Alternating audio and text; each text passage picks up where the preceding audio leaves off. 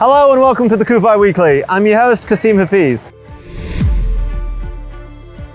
Hello and welcome to the CUFI Weekly. We are in Tel Aviv, one of Israel's premier cities, and we're going to learn more about the city, how it came about, and its key role in Israel's independence. You know the famous picture of all these 66 families standing in the middle of a sand dune, already coming to purchase a land in 1909? Right, yeah. This is the spot. This is the hill. Oh, wow. And those of you who know, this all used to be under sand. The land had to be purchased. When we were purchasing land in the beginning, the sand dune swamps, you're not going to sell the best stuff. You're going to keep the good stuff for yourself. Sell whatever. Here comes this bunch of people who are willing to buy sand dunes. And this was right here. 66 families, 1908, coming here, still under the end of the Turkish Empire, right here, dividing these plots between them. This is actually is a quote coming from Jeremiah 31, verse 3. I will build you again and you will rebuild the Virgin of Israel. You can see here on the bottom, from the fruits of the land that you see, from the palm trees to the grapes, and then the birth of the state, the first homes, the first school here in Tel Aviv, the Gymnasia Herzliya, named after Theodor Herzl. My grandmother actually went to school inside. Oh, wow. Yes. And then modern Tel Aviv above it. So this hill, this point, is really kind of the birth of Tel Aviv from this point.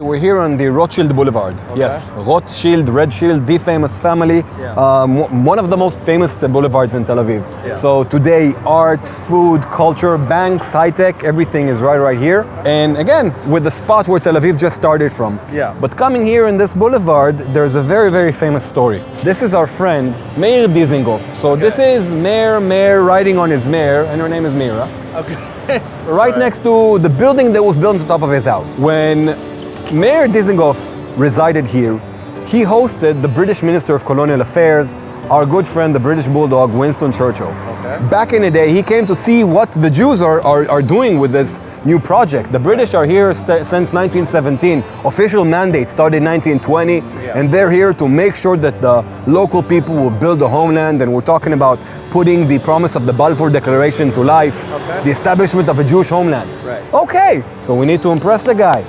So we say we need to make a nice boulevard, but trees don't grow overnight. Right. So they went to the kibbutzim, to the farm towns, to the moshavim. They cut down the trees perfectly flat and aligned them. Wow, boulevard overnight. Okay. Now imagine that there was a balcony here because this is a later incarnation of the house. Right. And our Mayor Dizengoff is sitting with Churchill, overlooking this beautiful Jewish independence, this ingenuity. But trees are there. Kids want to see who's the VIP. Today, when the kid wants to see something closer, he does this, right? He starts zooming. You're good. When we were kids, we climbed the tree, Okay. which is exactly what they did, but remind you, the trees are just standing there and they start falling like domino tiles. And then Winston Churchill comes with a very Churchillian saying, and he says, if the Jewish people want to build a homeland, they have to work on the roots. When Dizengoff, after he passed away, this becomes a museum, this becomes an art gallery, and everything is great.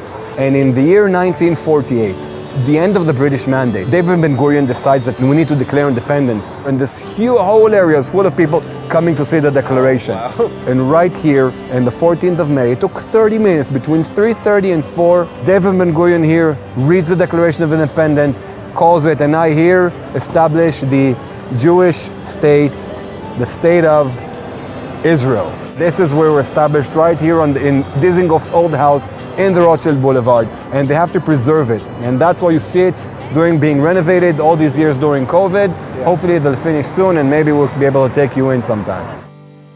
Walking here in Tel Aviv, you can see tons of architecture. From the first buildings of Tel Aviv, the first houses, all the way to transitioning from the Ottoman period to the British Mandate with the international styles. You can see all of it in Tel Aviv, to cultural hubs, to high-tech greenhouses, banks, right here in this city. So from the sand dunes, in the edge, in the desert, less than 150 years, right now, in 1 square mile around us is more than 1,000 startup companies. We have a cultural, industrial hub in the middle of the Middle East, right here, starting from this point. Thank you for joining us on another episode of the CUFI Weekly. We were here in Tel Aviv and we learned a lot about Tel Aviv's early days and its foundational part in Israel's story in modern history. So until next week, this is Kasim Hafiz for the CUFI Weekly from Tel Aviv, Israel. For Zion's sake, do not remain silent. Thanks for checking out today's episode of CUFI Weekly. If you enjoyed this episode and want to stay up to date with the latest news from the Middle East along with topics involving US-Israel relations, please be sure to like and subscribe. And remember to click that notification button so that you are notified every time a new show is uploaded.